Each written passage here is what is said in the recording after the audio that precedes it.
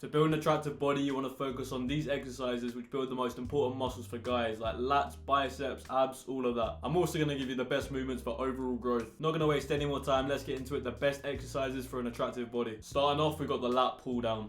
Now this is a bad boy movement. It's going to be one of the best exercises for your back and for your biceps. Your lats are the muscles on your back which give you that V taper look. Now lat pull downs along with pull-ups are probably the best way that you're going to grow your lats. I'm a fan of the lat pull down over the pull-ups because you can adjust it more with the weight. So if you're new to it, you can have a lower weight, and obviously the better you get, the more weight you can add. Because you don't have to stabilize your body or rely on grip strength like you do with a pull-up, it's easier to focus just on your lats and get that mind-muscle connection. A lot of exercises that work your back can also put some strain on the spine. If you think about something like a bent over row, you have to stabilize yourself, which involves your lower back muscles, and over time accumulates fatigue. These movements done safely won't hurt you, but it's not good to do them all together. That's why in one day you wouldn't do bent over rows, squats, deadlifts, because all of that stress on the lower back will hurt tomorrow. Lat pull down, you don't have to worry about this. You're strapped in, all focused on your back, and your biceps also get some activation. You also get some work on the rhomboids, the other upper back muscles. Basically, as a whole back builder, I really recommend this exercise. You also get many different attachments like the close grip, the wide grip. Lat pull down 100% needs to be on your routine. The second is the deadlift. The deadlift is probably the best exercise that you can do for building mass. It will be the exercise with which you can lift the most weight, probably along with hip thrusts,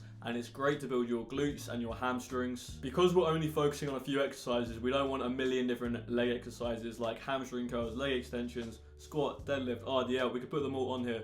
But deadlift is going to hit your entire posterior chain. If you do a good 5 sets of deadlifts, you don't have to work your hamstrings again for the rest of the workout, and you can worry about the rest of your exercises. As well as making your legs very beefy and feeling like a beast when you can lift all that weight off the ground, it's also good for the upper body, surprisingly. Your whole back is pretty much isometrically contracting to be able to stabilize the weight while you're lifting it. As well as this, lifting very heavy weight using your maximal force triggers anabolic hormones like testosterone to be released. I don't need to tell you how good testosterone is. It's the key hormone for building muscle. It's that thing that drives you. It gives you that masculine energy to conquer goals and push forward. When you want to build your dream physique, it's like making a statue. You start with a chainsaw to carve the sculpture that you want. These are the big lifts which build the most overall muscle, deadlifts being the best example. To finish the statue, you're carving out the finer details with a hammer and chisel. These are the finer movements like bicep curls and sit-ups, which don't build the most overall muscle, but sculpt the physique in a way that you want. Deadlifts are the former. It's the chainsaw that's going to build the most amount of muscle and allows you later on to get more specific with tweaking your physique in ways that you want. Away from the legs and onto the shoulders, the next one is the overhead press. The overhead press is probably the most important upper body movement along with the bench press. It puts muscle on the chest and the shoulders and is really one of those exercises which turns you from that boy physique to a man physique. You can do these with barbells, dumbbells, and even machines. I would probably recommend dumbbells, but they're all fantastic. You're kind of limited in the ways that you can train the shoulders. You can do lat raises for your side delts. For your front delts, however, you're pretty much restricted to pushing in front of you and pushing above. Pushing in front of you mainly works the chest, so pushing above is the best way to work the shoulders, especially the front delts. There's not much more I can say for these. They're simple, they're a staple, make sure they're in there. Now moving on to everyone's favourite, the bicep curl. I couldn't make an attractive muscle video without mentioning bicep curls. Along with the abs, probably the most superficial muscle on the body, but everyone loves them. Everyone loves to show them off. What's that typical bodybuilder pose that everyone does? Front double bicep.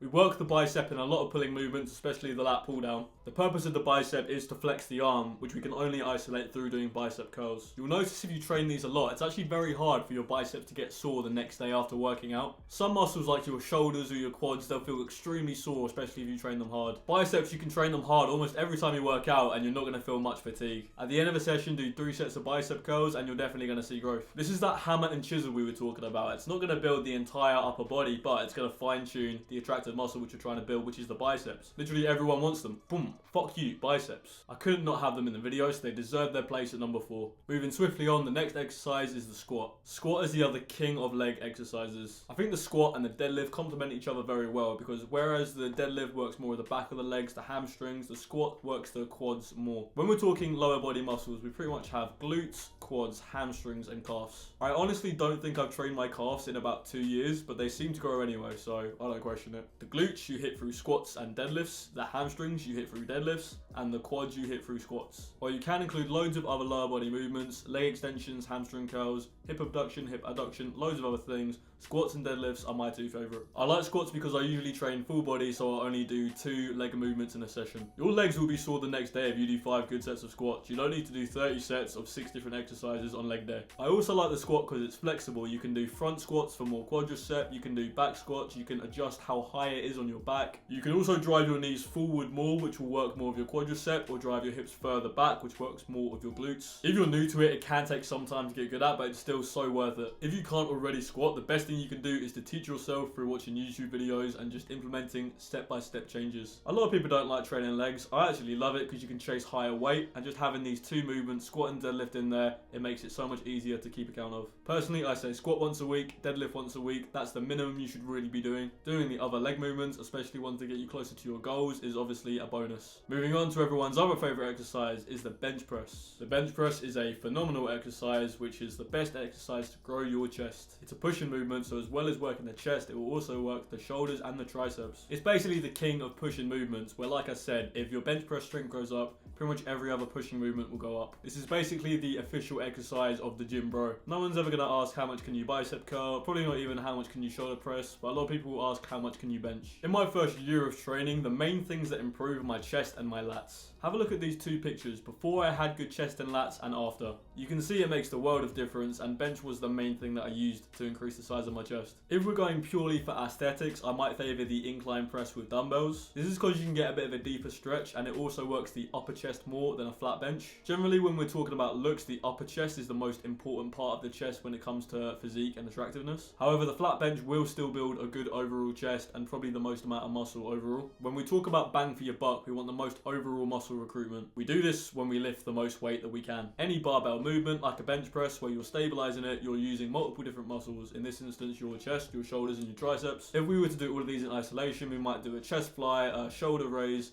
a tricep push down. But the beauty is that we can kill 3 birds with 1 stone. There's a reason these are the only exercises that you need. It's the bang for your buck element, where you can get more out of doing less. Everyone and their nan is already doing the bench press, so I'm sure you have it, but if you didn't, make sure you do. Personal favourite of mine now, the lateral delt raise. If you didn't know, you have 3 shoulder muscles on the front, side and back of your shoulder. Front delts are some of the most overdeveloped muscles in bodybuilders because you use them so much. Whenever you're doing a pushing movement like a bench press, a shoulder press, a front raise, even a push-up, they all involve the front delt. However, the lateral and rear delts get a lot less love, which is why we need to focus on them more. Lateral delts are important for building wide shoulders. Wide shoulders are actually a mixture of 2 things. It's the lateral delts and it's also the back, which people don't expect. If you make yourself have wide shoulders, you actually notice that it's because you're flexing your back, which makes it more pronounced. But lat raises will build up beefy side delts, which puts muscle on your frame. You can do them with a dumbbell or a cable, but these are basically the only exercises you can do for your lateral delts. They're a muscle whose only real movement is pulling your arm up beside you. They don't get worked in many movements, and like we say, they're important aesthetically, which is why it's important to focus on them and make sure you're doing them regularly. Like we say, the rear delts are also very important and don't get much love. You can actually shift the weight onto them more by leaning forward and putting your arms more back when you do your flies. If you look at chest fly machines, they also have a function where you can do rear delt flies as well. So this is it for the shoulders, and I love it because it's so simple. The front delts you hit through loads of movements and you don't really have to think about. The side and lat delts, you basically just have to do lateral raises and rear delt flies, and you'll pretty much hit every muscle in the shoulder. Now we're going to talk about something you've probably never done. We're talking about leg circles, which is my personal favourite core exercise, and I'll show you why. Most people completely forget to train the core muscles. If they do, they pretty much always do the same things like sit-ups and leg raises. Now these are okay and they are good to hit the abs. Leg circles, however, work your abs, your obliques, and pretty much the entire core. To do them, put something heavy on the ground like a weight plate or a medicine ball. Reach over your head and grab it so it holds you into place, and make full circles with your legs. I like to make 5 circles one way and 5 circles the other way.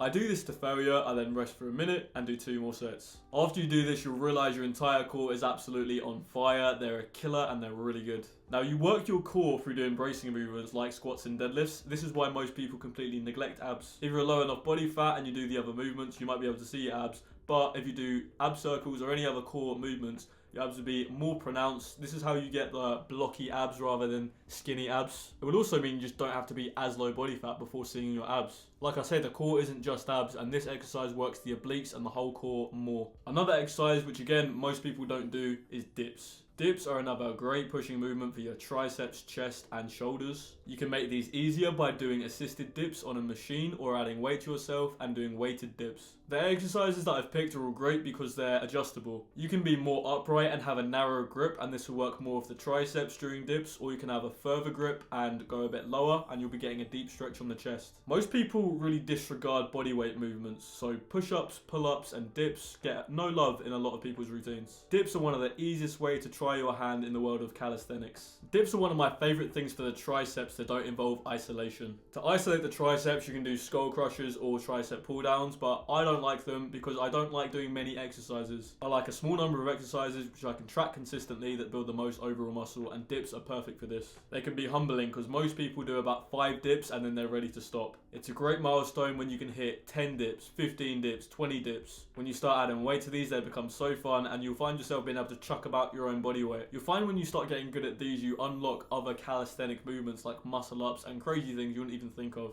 The gym can get a bit boring just doing weights and adding a little bit of weight each week and seeing the slow progress. Don't get me wrong, I love this. I love seeing the progress, but calisthenics adds a new element into the gym. When you train for a while and unlock new skills and things your body can do, it feels crazy. It's addictive and you feel like a superhero or a ninja being able to do these crazy moves that other people couldn't even imagine. But also, just purely as a muscle builder, dips are fantastic. My last exercise on building an attractive body is single arm dumbbell rows. I'll explain the reasons why, but one of them is that you get lat and bicep activation, which we talked about earlier being a very important muscle group. We already have lat pull downs and bicep curls, but now we have another pulling movement which will work different parts of your back. With this movement, we can get a deep stretch on the back, which means we hit the muscle at the most important point of growth. We can go heavy with dumbbells and use progressive overload to get stronger over time. We don't have to worry about stabilizing our back like with a cable row. We talked about how having too many stabilizing movements with the lower back can be a limiting factor in your workout. Because you have the bench there, you can brace your weight into it and take the stress off of your back. Basically, there's just so many reasons to love this exercise.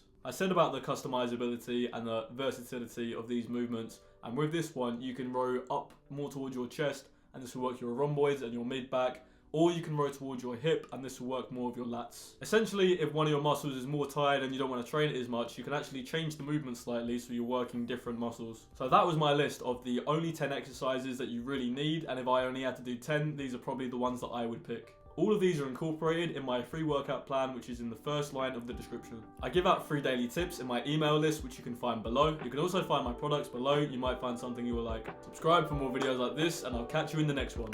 Bow.